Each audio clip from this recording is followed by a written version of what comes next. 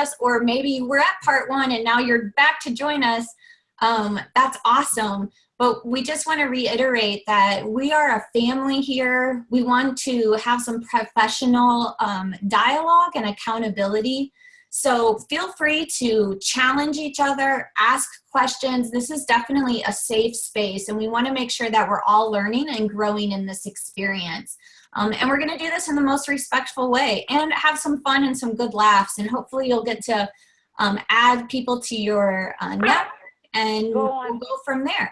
So Jemelleh, I think I'm handing it off to you so you can recap what's happening from part 1. And I am hitting the screen and it is not moving, people. Let's see. I am not getting it to go. Let me stop share and then come back. Okay, let's try that one more time. Let's see. That's technology for you. All right, let's try again. I'm still not getting it to move. Hey, Lori, if you could unmute Jemelleh, that would be she's awesome. not muted. She doesn't show up having a microphone. Oh, okay. I am not able to get this. Let me see if I can. Monica, are you advancing, like, there's a way to advance within the program, and then there's a way to advance just,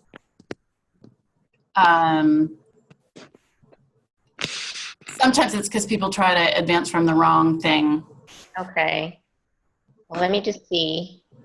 Not Monica, I can always pull it up too. Can you see it now? Mm-hmm. Okay. All right. And Jemelleh, can Jemelleh? No, she is not connecting through the audio and stuff. So why don't we try to see if we can troubleshoot that, and we can come back to it. Okay. So let's just move ahead. All right.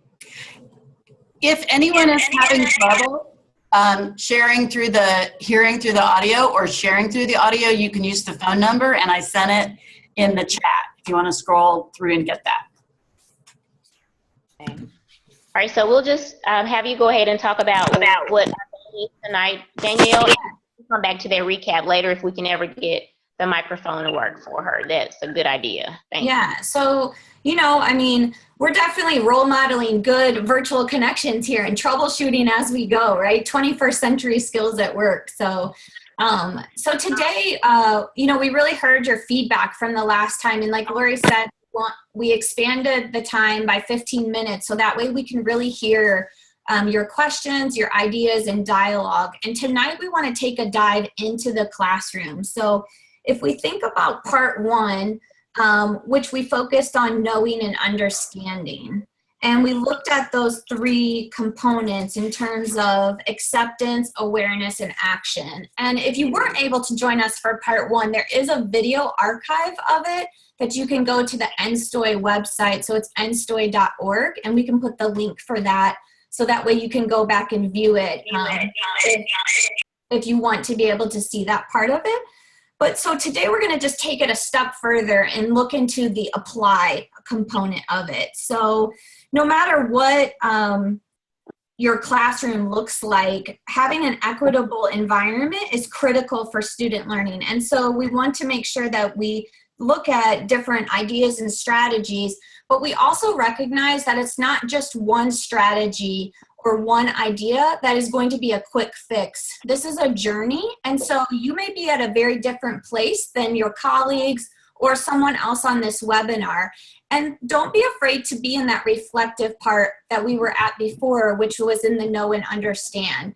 But today we're gonna focus on different ideas, practical experiences, looking through various lenses as we move forward, so.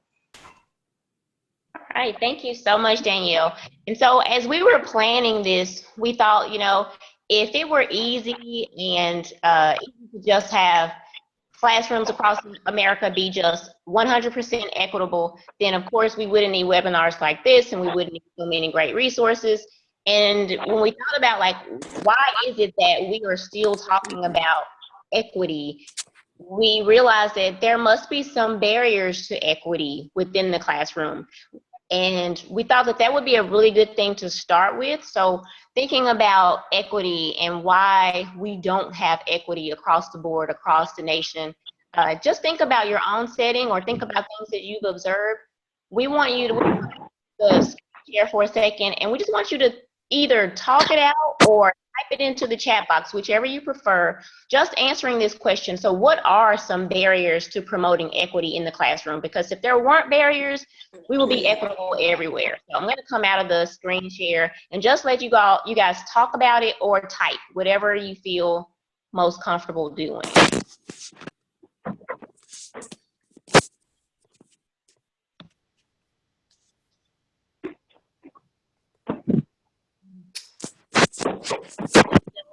Personal bias. So it looks like Katie, if you want to grab the mic, Katie, I see that you put your hand up, so. Can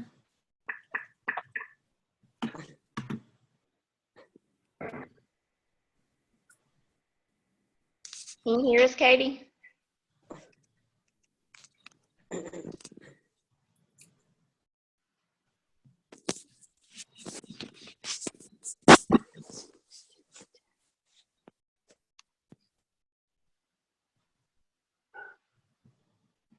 Right, so I'm going to go ahead and read some of these responses. So that way, when you see the recording, you're not able to see the chat box. So I found it really helpful when we did that the last time. So I hope it doesn't sound redundant, but again, for people who are listening to the recording or are on the phone and can't see the chat box. So some barriers that we're seeing are money, funding is not distributed properly, our personal biases, both spoken and unspoken, very important, can lead to Danielle, Katie can speak when she needs to, and maybe I wasn't very clear on how you can unmute, so I just wanted to take a minute, make sure people understand that.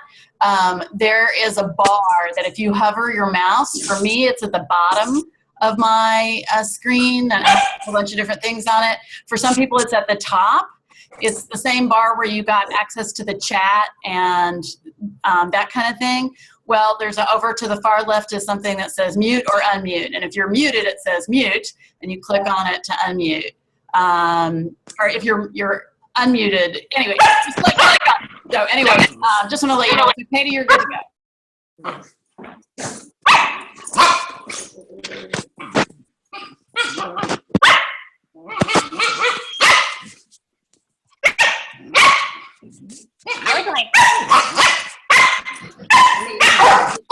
And whoever has the sweet little barker will want to mute their phone. If you're not, let's just say, if you're not speaking, please keep yourself muted because background noise, like it's really hard. Okay, so maybe third time's the try. Katie, go for it.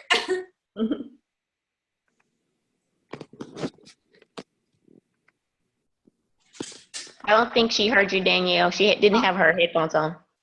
Katie, you can go ahead and speak if you want to. I think I read that she said she didn't mean to unmute. Yeah, I didn't mean to. Oh. I made a mistake. Okay. Thank you. So I'll go ahead and obstacles. kind of share that. I think for me, one of the barriers that we I teach in Georgia, but I'm originally from Ohio, and that's one of the states that's had a lot of issues with equity. And I know that the governor has tried to push this whole idea of achievement everywhere. However, the funding of that is a lot of money, and not quite sure how the state's going to pay for it. But there was a case in like 1985 in Ohio where you had students like sitting on the floor. There weren't enough desks. I've gone to a school in Ohio where we didn't have math books because I was in an inner city school. So basically, funding is a big problem. Money's not the solution, but it's definitely something that can help if there's the proper resources and enough money. And then even teachers in some of these inner city schools, I knew that my teachers didn't really want to be there. And so it was a big difference when I went to school in an affluent neighborhood, and I had teachers who seemed to want to be there because they had better working conditions. So equity is a big issue. It's still an issue.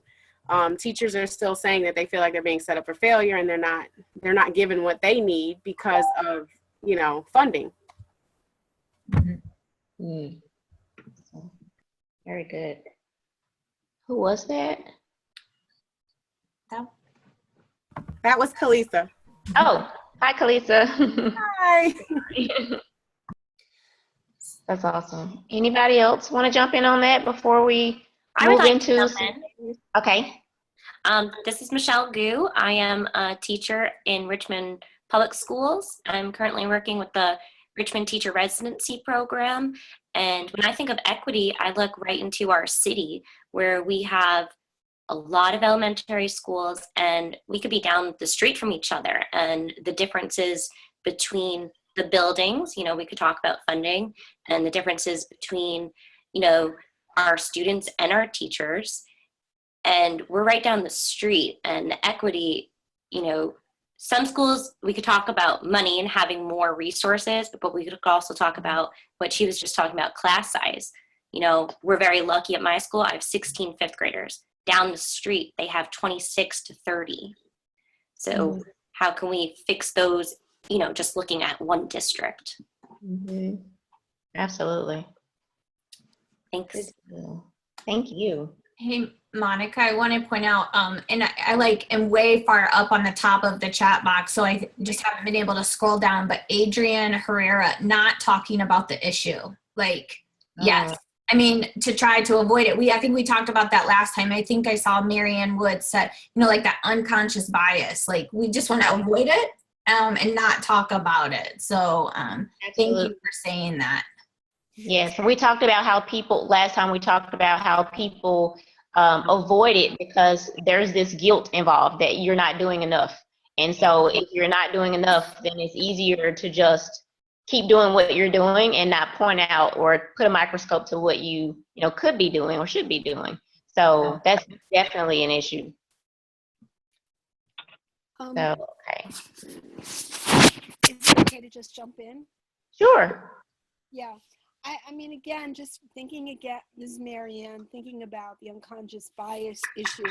I just want to talk about Sean, a fourth grader who was sitting outside the principal's office this week. He's at least 2 years ahead of his peers in reading and math. And I said, Sean, why are you sitting here? Oh, someone pushed me and I pulled their hair. And I said, well, where are they? And so he's an African-American kid, one of very few in a suburban school. It just seems like I've seen this my whole career where, there is a kid who does the same thing as white kids in the same context. And there's that. And it's really hard in that situation. I mean, I hung around with him for a while and asked him questions and, I can't, as an educator, you see these situations happen all the time. So it's really hard to figure out what strategy, especially if it's the principal kid in the hallway, And he did do something he shouldn't have done, but somebody else did something to him first. So these are, to me, that was bias, right? There were other children involved and he was the only one sitting there. And this happens day in and day out. And that's one point, the bias that educators have when dealing with any kind of disciplinary infractions, which we've seen in the civil rights data collection affirmed. And the second thing is the way educators are treated, the whole tone in schools that are impoverished is so different than, if you look at a prep school or an independent school where everyone speaks in sort of hushed tones to the students and, oh, yes, would you like to come over here and have a seat? And what do you think you'll be doing in your free time? To this kind of barking and whistles and this sort of culture of orders is also equity, right? It's not just about the academic part of what we do. It's about how we talk to people, how the teachers are treated in schools that are underserved. And so those two issues are ones I think that are giant obstacles that I've noticed. Thank you so much for sharing that. And I agree wholeheartedly. As I said earlier, Brittny and I teach next door to each other, and we often come in the hallway and we talk about, we're frustrated with the things that we can't control. And so as teachers, we try to think about those things that we can do to make our students feel included, to feel a part of something, because so many times they don't feel like they're even an accepted part of the school. And that's kind of a sad thing. And so when we were thinking about ways that we can make school more equitable for our students, we kind of put those into 3 categories, and I'm going to share again, and this time leave it up. And what we are going to do, once again, it's stuck, and that's proof that I should just leave it on share. Let me try this one more time. Okay, let's go back. Okay, now let's share this again one more time. But what we decided to do to give you guys an opportunity to talk about these things with us is that we have put these things in the 3 categories. What the teacher can do, how our curriculum can make things more equitable, and how our classroom climate can be a tool for making things more equitable for our students. So those are not the only barriers, because we know, as I read the chat box, some of you say like the teacher's bias, some of the ignorance that teachers bring into the classroom, not really knowing who their students are. You said some great things, and so much of what you said could fit into these categories. By all means, these are not all of them, but what we're going to do is just take these 3 in chunks and start off talking about what we can do as educators, what role we can play when we're right there in front of those students, how we can sort of bridge that gap. And some of the things, there's so many things outside of the school that we can't control, but when they're in our presence, we can do some things. And then we'll open that up for chat. Actually, Jenny is going to start talking about some things that she does, and she does really well in her classroom. We'll open up for chat, and then Brittny will talk about curriculum ways, things she can work with, she does with curriculum, and she'll open that up for chat, and then we'll go to classroom climate. So with each one of these, you'll have an opportunity to share some really great things that you're doing, ask some questions, and we can just have a really great conversation. And so at this point, what I'm going to do is turn it over to Brittny, my colleague, and she's going, I'm sorry, not Brittny, but Jenny, sorry, Jenny. And Jenny's going to talk about some things that she tried to do to bridge the gap between her students and herself and to make them feel included. Can you hear me, Jenny? May need to unmute.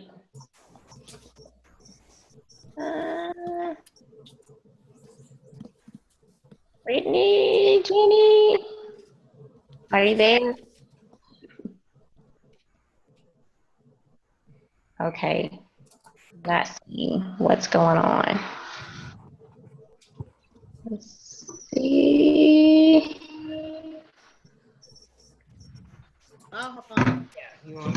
Real quick, while Monica troubleshoots. Brittny should be good now. I don't see Jenny listed to unmute herself. Are you there, Jenny? I'm here. Okay. I can hop on to Brittny. Yeah, that's fine. That's okay. Just hop on with her, and I have you set to go. I have your slide up. Okay. Hi. All right. Hi, so, Jenny. Can everybody hear me? Are we Yes. good? Okay. So some of the things that that I do in my classroom. Well, back up. I teach a class called Reach, which is a kind of a college prep class for first generation college students. Most of my students are on free and reduced lunch. They're all between C students and high B students usually. And our goal is to push them up and to kind of get them on track, hold them accountable, make sure that they're getting ready for college or military, whatever their next step is. These are kind of the bubble kids. We want to make sure they're not falling through the cracks. And so a big part of what I do is build relationships with those kids. Some of the kids in my program I have for 3 years in a row. So I wear a lot of hats in the classroom. I am their teacher, their mama, their granny, their preacher, their counselor. I feed them like we are a family in my class. So tonight I want to give you some very practical strategies that I use, and I do a lot of things that are on purpose. for the sake of building these relationships with these kids and kind of overcoming some of those barriers, because I am the only white person in my classroom for a lot of the day. And that does present an issue sometimes if we don't kind of tackle that and kind of jump over that wall and kind of, you know, let them know that it's okay that we are family. So the first thing that I want to say is be vulnerable. And sometimes that's really difficult for us as teachers. We want our students to write in journals and share things about their lives, but we also have to be able to share things about our lives and kind of put ourselves out there. The very first day of school, you have to do this. You have to kind of put yourself out there a little bit. I'm very fortunate that I came from a very broken family. And I say fortunate because that is the one thing that really brings in those relationships early on with my kids. I talk to them very candidly about struggles that my family had, that I was on free lunch when I was a kid. I don't have a relationship with my father, some of those things. And I just throw it out there first day of school before they even know me, because it's important for them not to think that I'm somebody who can't understand some of the things that they're going through. And so, so right off the bat, I'm very vulnerable to my students. I talk to them about things that are going on in my life. And of course you have to run your class, and it can't just be a counseling session every day. But when I do have things going on in my life, I share those things with them. If I'm, I'm having a bad day, it's okay to have a bad day, and it's okay to kind of share, hey guys, my kids made me late for work today, and I'm running a little behind, so bear with me for a second, and just kind of share things like that with them. And also part of being vulnerable is that sometimes I'll mess up on purpose, because I want to model that behavior for them about how to ask for forgiveness and how to apologize.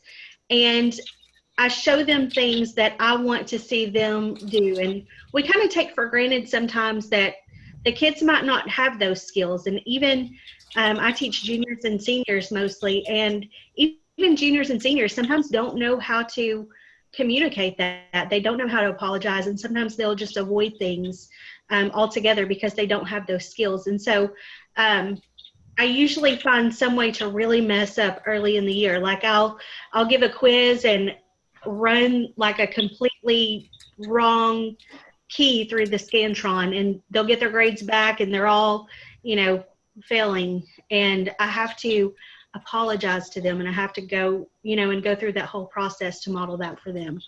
And I think that really kind of helps them see that I am a real person. Be authentic. Make sure that you truly show that you care about the kids.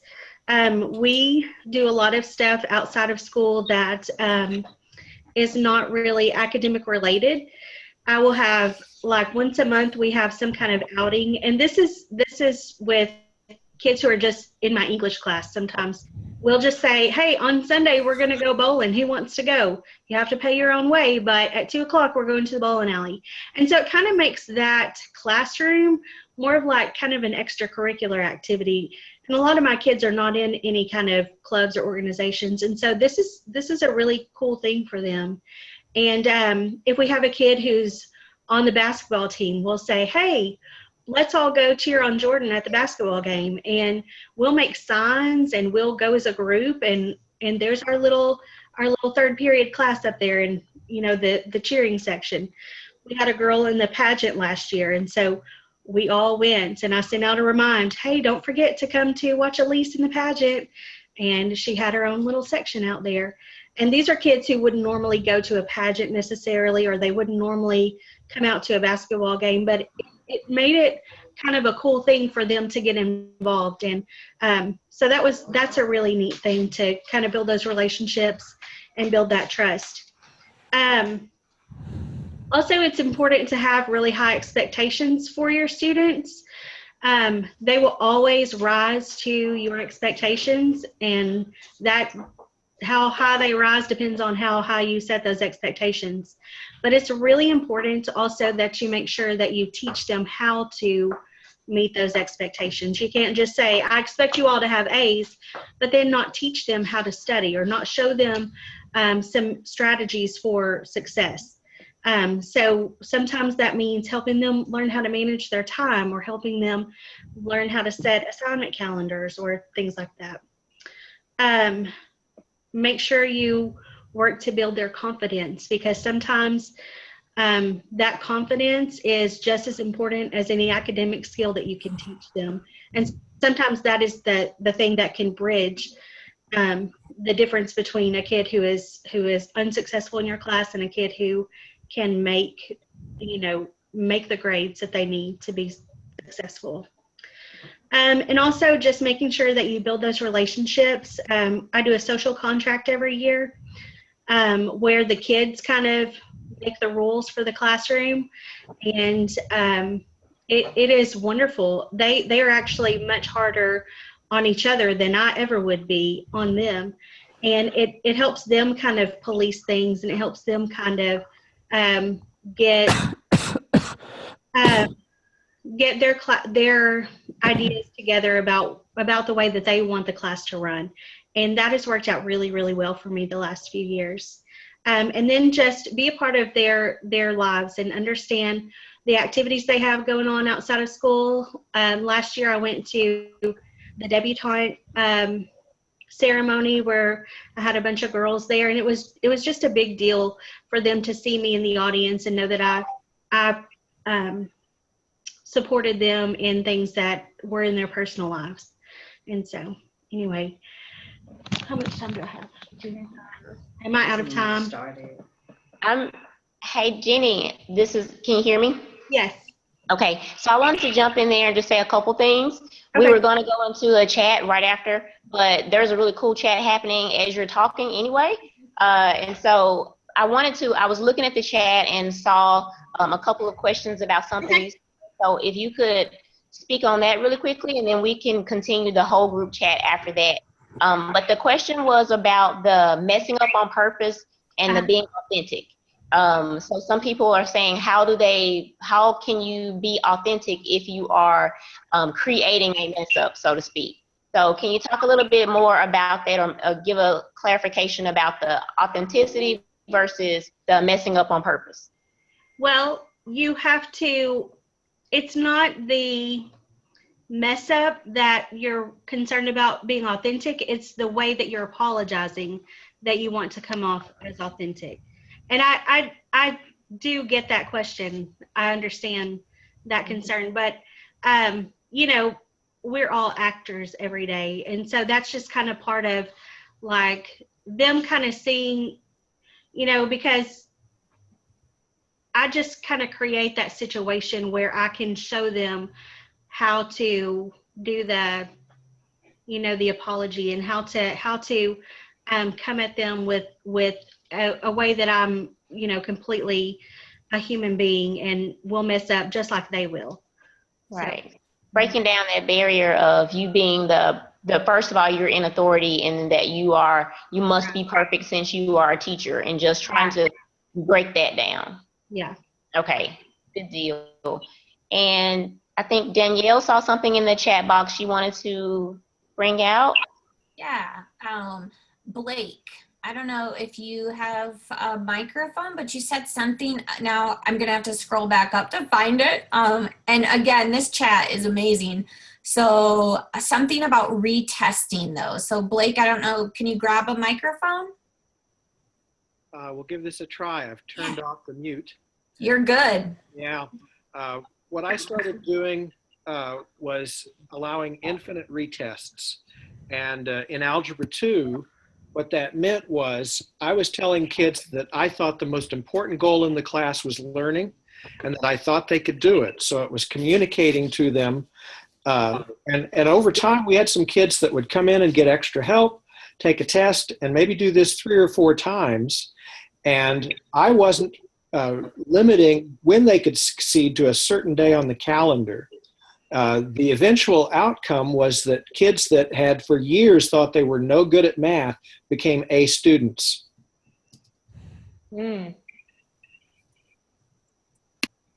Cool. Good deal. Can I Thank you. chime in on that? Can you hear me, Danielle? Yeah. It's Dorina. Can you hear me? Yeah, go for it. Okay. I just love that whole idea of infinite retests, and I was just going to send that in the chat.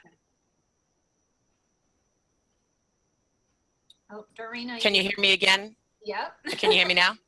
Can you hear me now? Can you hear me now? If it goes off again, just let me know. But I love the idea of infinite retests. Bravo to that. That is absolutely fantastic because we have digital natives as our kids. And I actually am right now, my husband is behind me playing video games. And one of the things that I think about is the video games of the trial and error, and the fact that infinitely kids try to get better in video games by researching online how to figure it out. They talk to each other how to get better. It's their culture to actually fail and then succeed this way. For algebra, if they treat algebra in that way, for any other mathematics or science, and they treat it as if their culture of video gaming, which is you don't have to just get it done once and then let it go, the culture of understanding will get better throughout each pedagogy. And so when we have this philosophy and come to the level of the students as digital gamers and understanding that it is trial and error, this infinite retest is really actually going to make them retain the knowledge better, and their brain, which is a chemical compound of dopamine that is the save button in your brain, allows you to say, okay, now I can really get this and I want to know more. So I absolutely applaud that infinite retest idea, and I think it's great. I can't wait to share it with other teachers. Awesome. Good stuff. All right, good deal. So I think, what do you think, Danielle? I think we pretty much did a chat and a share session all at once. So I feel like we can almost move on to the second point if people are ready, and we can come back to this if we want to. I'm going to go ahead and switch to, because the question that we had at the end was which is harder to do and why. And according to the chat box, you guys think that being vulnerable a lot of times is the hardest thing.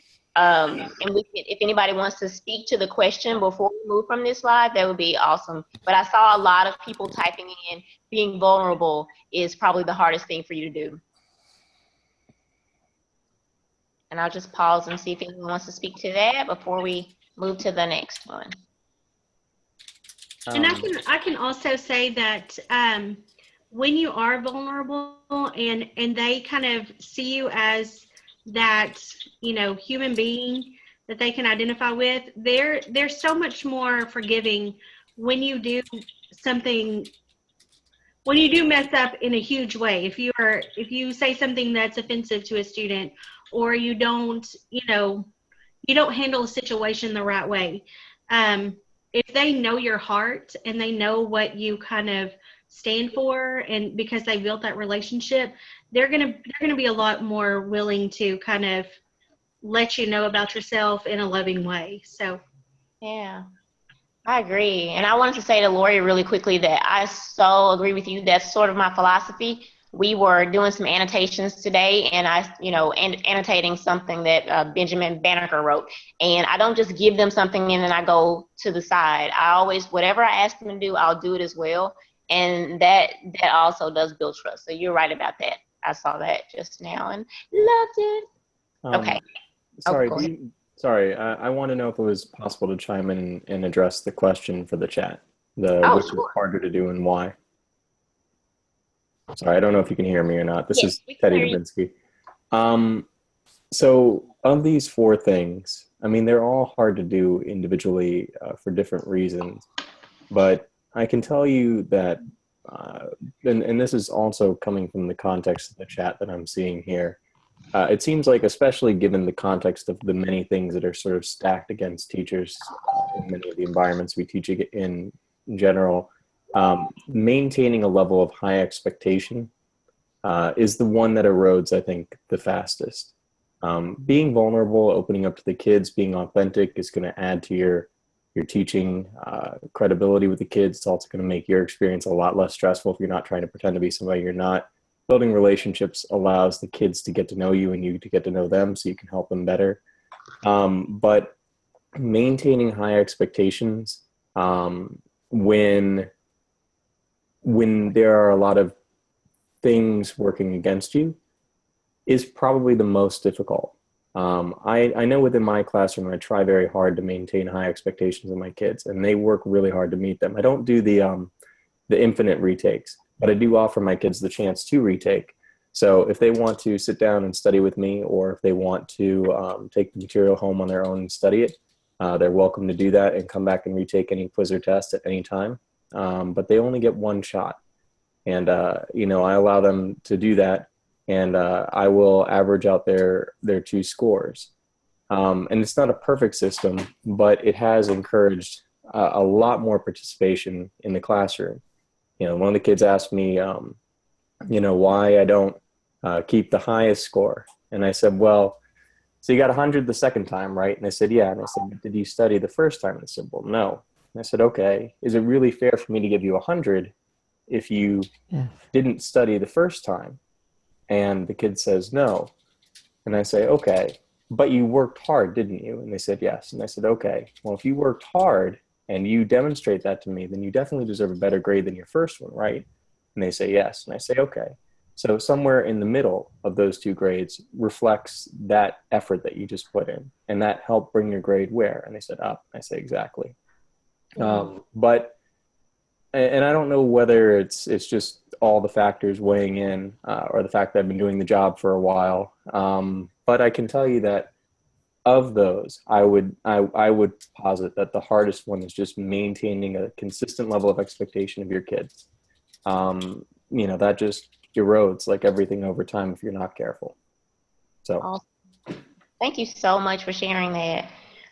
So guys, I'm going to go ahead and we'll pop to the next one, which is using curriculum to bridge that gap, and let Brittny come in. But I wanted to say, keep doing what you're doing. You're chatting at the same time, and we were going to allow time after the teacher share and do that. But we love the fact that you guys are chatting as we go, and we're watching that, and we will make sure that we bring in those great ideas. And if we don't, then at the end, just bring those in. But you guys are doing an amazing job. And I will go ahead and switch the screen over. And it is frozen again. Good grief. Okay, let me fix that again. Hi, Monica. I think I should not be the person to share the screen again. Hold on. Let's see. Let's switch this to curriculum. Hey, Monica, this is Jane. Can I add something to that last comment? Absolutely. Okay, I apologize. I missed the name of the last person who communicated. Who was that? It was T. Dubinsky. So. Sorry, it was me, T. Dubinsky or Teddy Dubinsky. I'm just a teacher in Richmond Public Schools. Not just. Just. Awesome. You're amazing. You're a teacher. Right? No, just Teddy. Hey, this is Jane. I'm from Wisconsin. Nice to meet you. Hey, nice to meet you too. Something that you just said really resonated with me, because in our district right now, we're really looking at grading practices and what grades mean. And I just wanted to talk about this with you because it's just it so resonated with me. And I don't mean to take time away from this really important conversation, but I just think this is a little bit relevant. So one of the things that we're struggling about is, what does a grade really mean, right? And so is there a timeline on learning? And and part of it is separating those really important components. And one of them is I don't know that you can even say one is more important than the other, but a student's being able to accomplish something on time, complete a task on time, or all of those parts that go into sort of the compliance piece of a grade need to be important, but maybe separate from, are you able to accomplish this particular standard? And so I think the answer to that question that you posed is that whether or not somebody is able to accomplish a task or do something, our goal is that they learn it, and the timing might be different for every child based on a lot of different things. In my district, we're looking at a 50% poverty rate. And so those kids who are growing up in poverty have such a disadvantage in the way of vocabulary and experience and background knowledge. And so providing them with time just to catch that up is huge. And so like, I think there are two pieces to that. And maybe, I'm just like throwing this out there, that potentially one of the answers is really being clear about separating like standards-based grading, like have they accomplished this task, whatever the timeline might be. And then maybe that other like sort of compliance piece about like, have they done it in a timely fashion? Or, you know what I'm saying? Does that make sense? I don't know if the question's directed specifically at me, but I can tell you that what you're saying does make sense to me. I don't know if there's anybody else that would like try to field it first.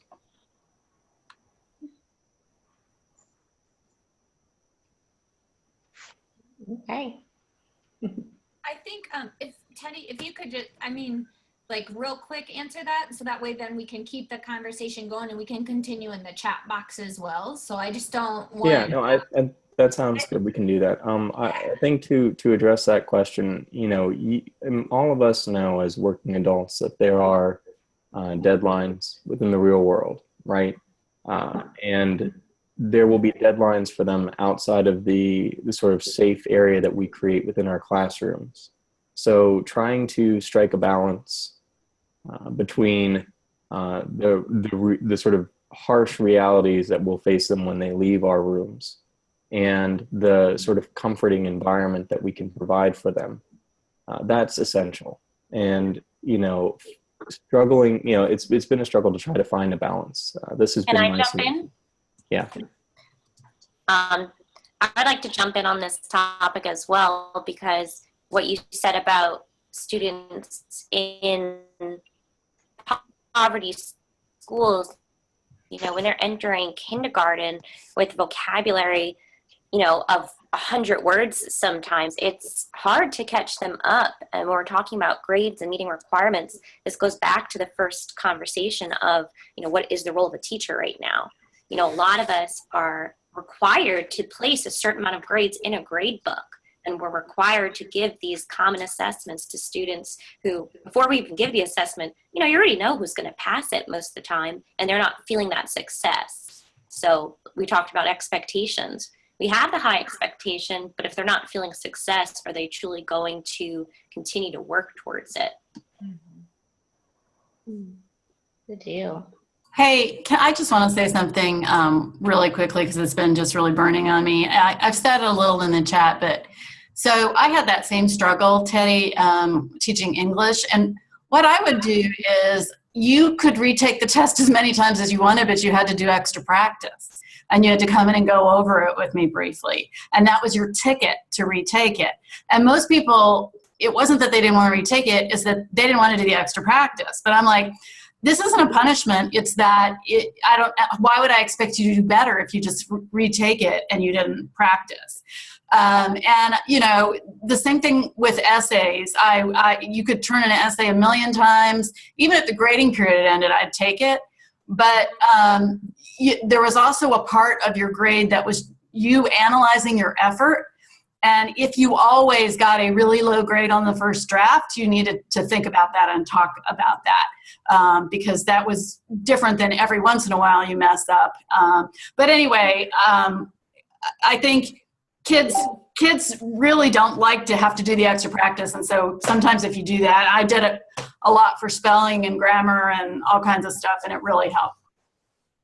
I appreciate that, and I will definitely take that to heart. I'm sorry that my comment kind of detracted from the focus, which was, it seems like we're sort of trying to address what the problems of equity in the classroom, or not, you know, are, and you know how we can fix that as teachers. And it, you know, it looks like we've got some good ones. I was just, I apologize. I think I took us in a slightly different direction by suggesting that. No, that is okay. We thank you for that. And actually, I think it's a really good segue into our next little bucket, which is how we use our curriculum to make things more equitable. So what you said was great. Yes, Dorena says stop apologizing. Everybody says stop it. We appreciate that. I'm going to let Brittny jump in and talk about ways that she uses her curriculum to make things more equitable for her students. And then you guys can chat as she's talking. And then there's a chat question down there at the bottom that we could also focus on. and then I'll wrap it up with some things that we can do with our climate. So Brittny, if you want to jump on in there, you are free to. Okay, can you hear me? Yes, ma'am. Okay, so I teach 10th and 11th grade English here in Texarkana, Texas, where I am from. I teach the standard 10th grade English, sophomore English, and then an AP 11th grade English, which I use the same approaches in each class. I really don't try to change it up based on maybe all of my expectations I feel like are high regardless of whether it's AP or regular English. So one of the things that I try to do with curriculum is I think sometimes we as educators expect for kids to embrace the canon of whatever our discipline is, but we don't offer enough opportunities for students to really recall upon their own individual discourses. And so an example of that is, you know, I love Edgar Allan Poe, but I can't get upset when some of my students aren't as enthusiastic about Edgar Allan Poe. And it's not that they don't get it.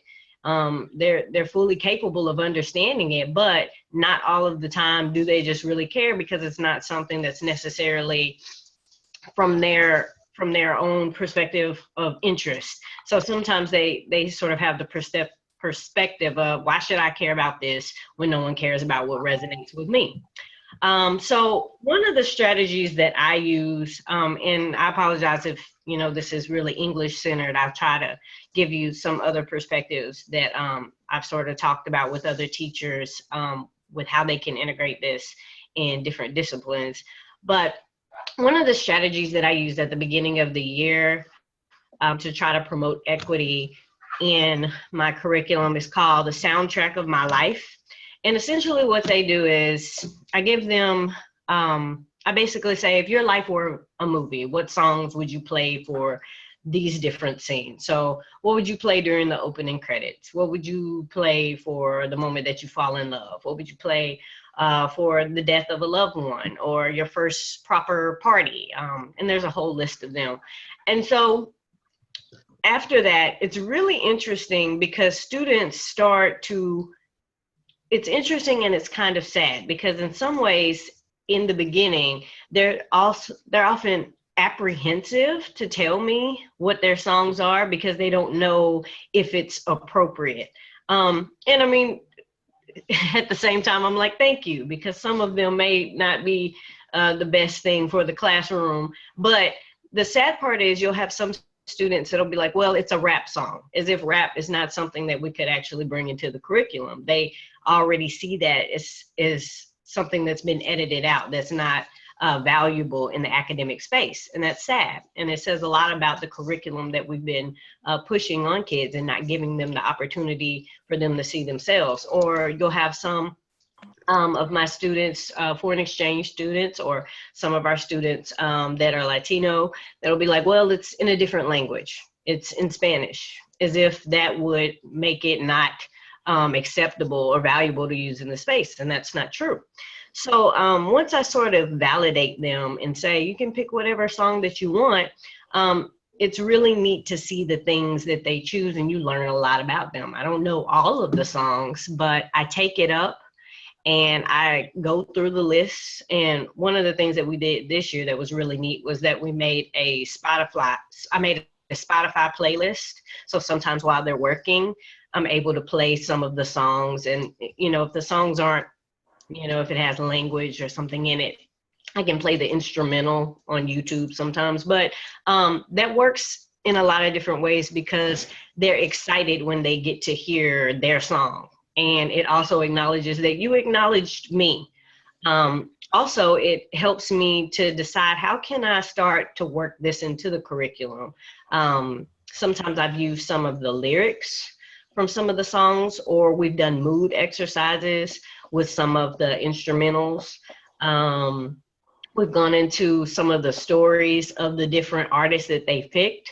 So it really just gives me an opportunity to integrate it into everything that we do and customize it for the students that I have and their interest. And just some of the examples of some of those lessons that I've done. We did a compare and and contrast analysis of Eazy's Boys in the Hood with Gwendolyn Brooks' We Real Cool.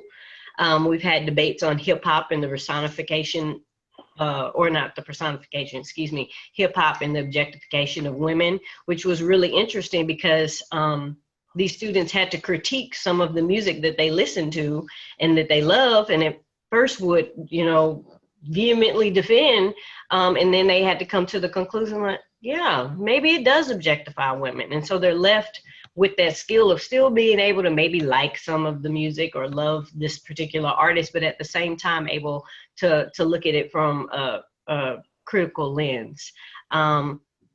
We just finished reading Night, and I use a lot of hip hop in the curriculum because my kids like it, I like it, but I also like other genres of music, and I have students that like other genres of music, and I try to take the opportunity to bring that in as well.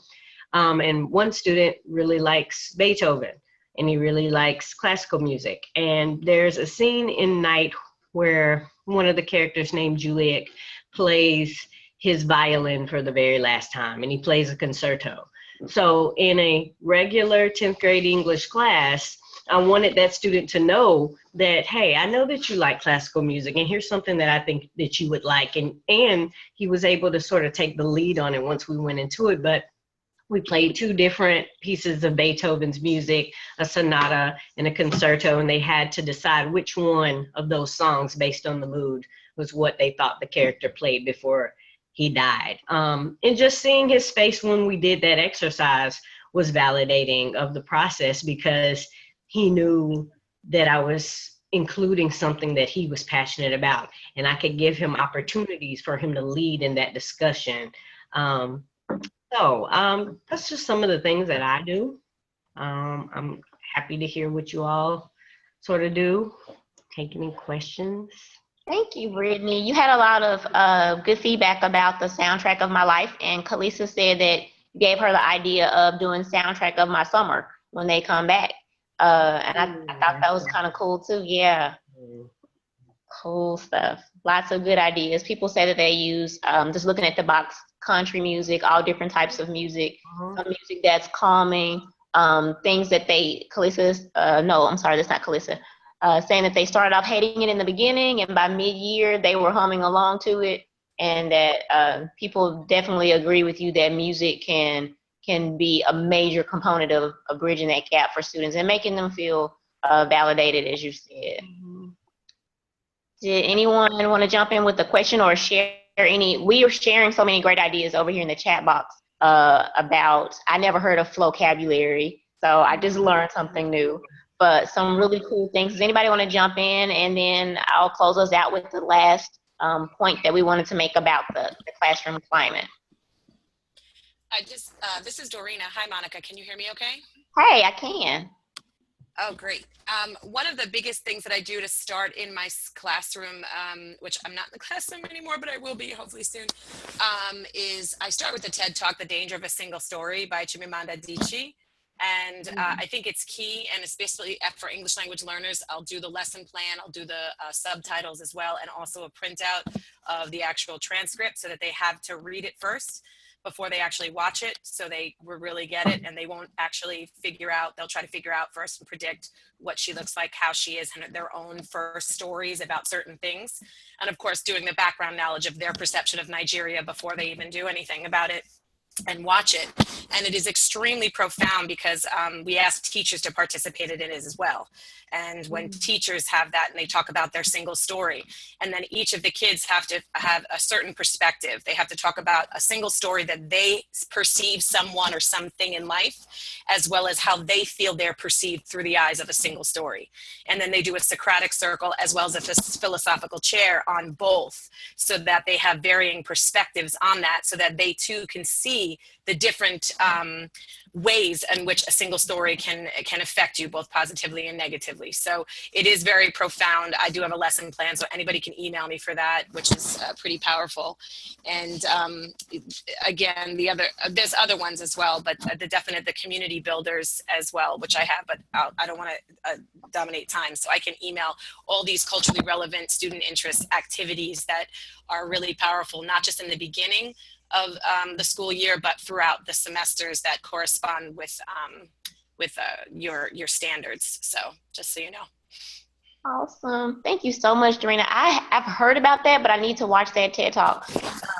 I think we had our regional ESET that Brittny and Jenny put together, and we had a whole session based around that idea that you just mentioned, that whole, that TED Talk. There was a whole session for it. So, and I didn't get that's awesome. Guys, yeah. It's Marianne. I was thinking about the single story that came up, and one of the things I noticed, I had the opportunity some years ago to do a full day diversity day in my school with the teachers, right, and staff, all the staff. And one of the most powerful things was just designating a time period where people could be in a circle and tell something about, like, tell your life story in 1 minute as you go around the circle. And it seems like such a simple thing, like one life story in 1 minute. And that same strategy was used. I live in Teaneck, the first town in the nation to have voluntary busing. And we had a tragedy about 20 years ago when a young man was shot, Philip Pinnell, unarmed African-American high school kid. And we went into total chaos here. It was really awful. And we all think we're, a town where everybody gets along, and white people move here to, all be together with everybody. And we thought it was safe, but it wasn't.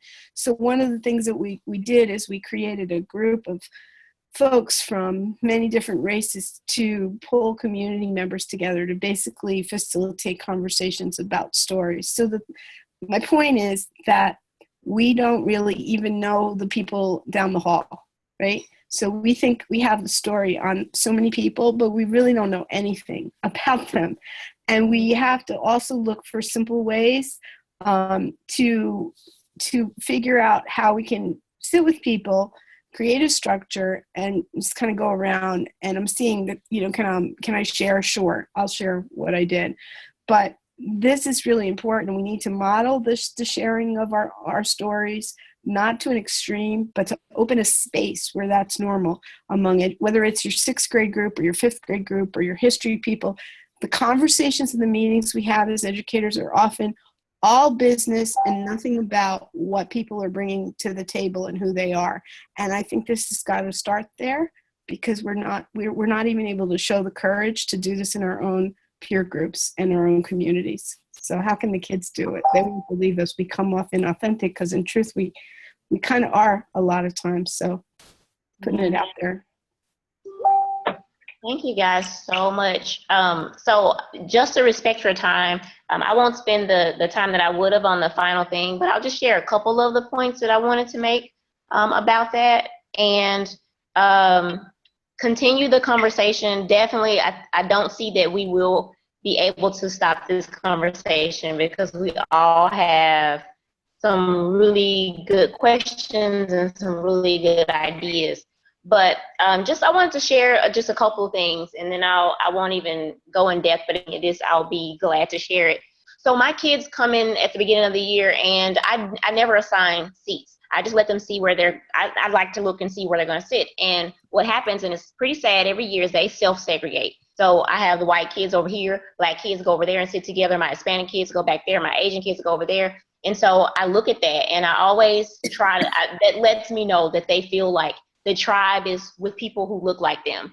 And so what I try to do is I call my classroom a learning family, and I try to make the whole class their tribe. And so there are some things that I do right off the bat to just try to make them feel comfortable. And you may not feel like you fit in anywhere else in the school, but you're going to fit in and be a part of and be validated in this class. And so I did something new this year for the first time. We all probably have them do interest inventories.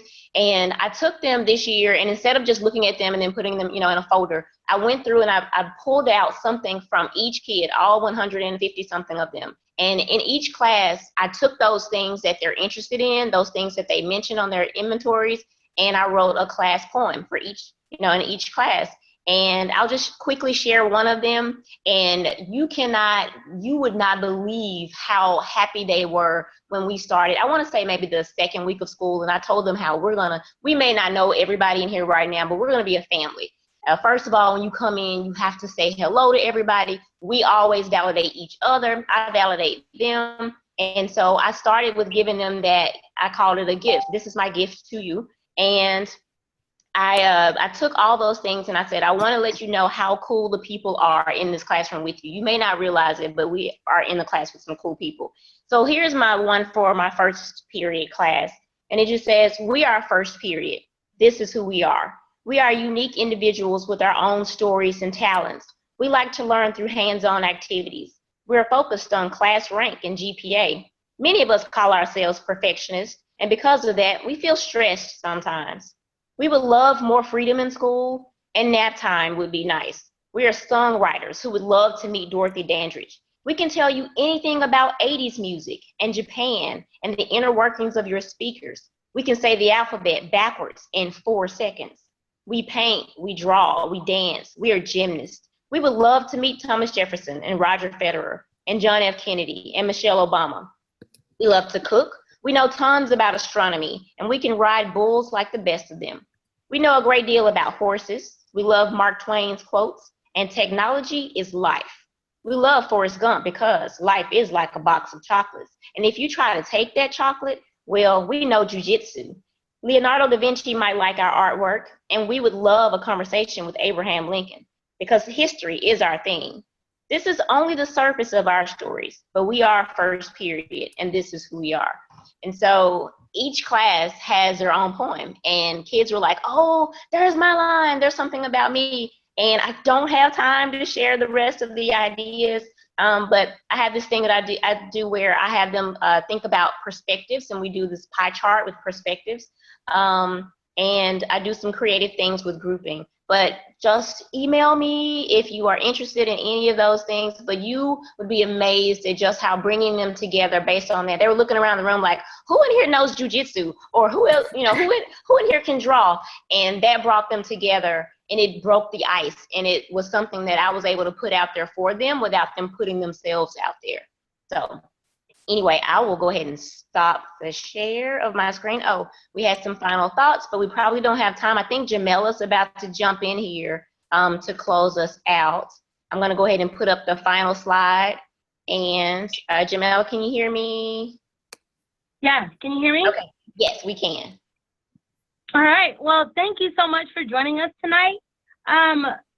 We appreciate your thoughts, your conversation, your input, your being with other colleagues and affirming them. Our last webinar talked about bias and accepting that we all have it, because scientifically we got it, right? Like that's a thing that our brain just does, and we have to speak back to that.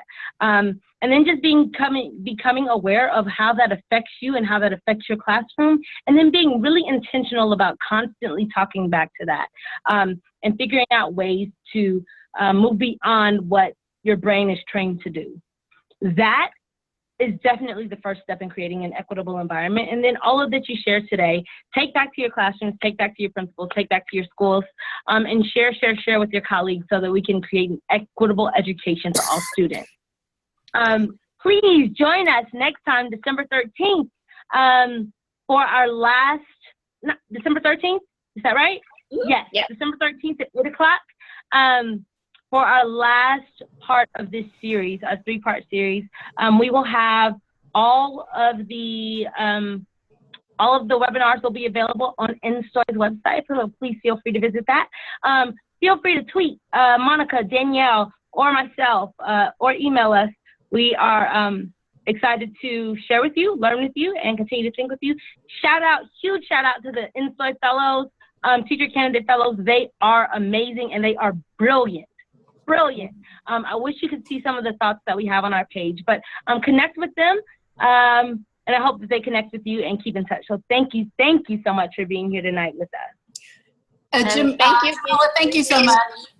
Thank you for that, Jemelleh. And I just want to say thank you to everybody, and Monica and Brittny and Jennifer and Danielle. Just another great webinar. Technology issues notwithstanding, it totally rocked.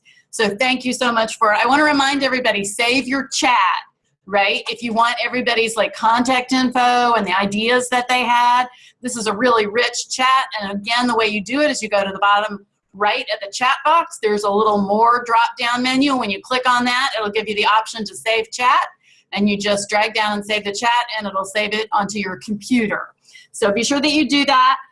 Thank you also to all the participants who were really engaged and asking hard questions. And it was just really, that's one of the things that makes, I think, the NNSTOY webinar so great, is that the speakers have knowledge, but we all have knowledge and experiences too. And we're not afraid to share both our strengths and our weaknesses. So thank you for all of that. In a few minutes, you're going to get a survey asking for your feedback. We'd love to have 100% participation. And let me tell you, we like to keep it real. It's perfectly fine to say the things you like, and it's also very helpful if you talk about things that you would like different. The last time, you know, people said, we need more time, and a bunch of people said 15 minutes, and that's what we did. So thank you for that. Keep it real. Take the survey, and sometime either tomorrow or the next day, I will send you the PowerPoint and also the link to the YouTube video. Thanks, everybody. We look forward to seeing you at our next webinar on equity, which is going to be December 13. And for those of you who are worried about what are we going to do when these are over, we got a lot more equity webinars coming. They're just not all part of Inward and Upward, but we've got a lot more coming. So really appreciate, we understand that this is not a subject that we're going to solve all the problems together in our hour and 15 minutes. So thanks, everybody. Really appreciate it. Have a great evening. Bye. Thank you. Bye. Bye.